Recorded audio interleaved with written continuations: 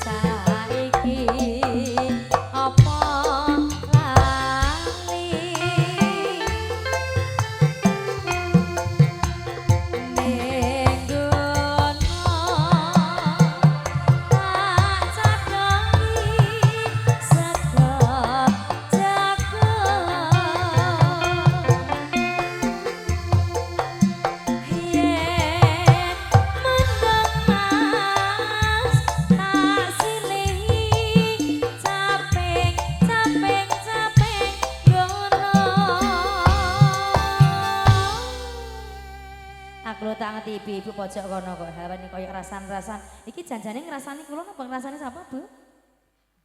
Tak ngati kok coba bisik-bisik mbek tangan. Ngono ya. Sing mburi iki lho, sing mburi. Rambengan mburi iki lho. Masya Allah.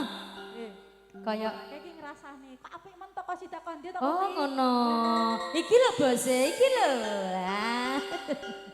Syukur bisa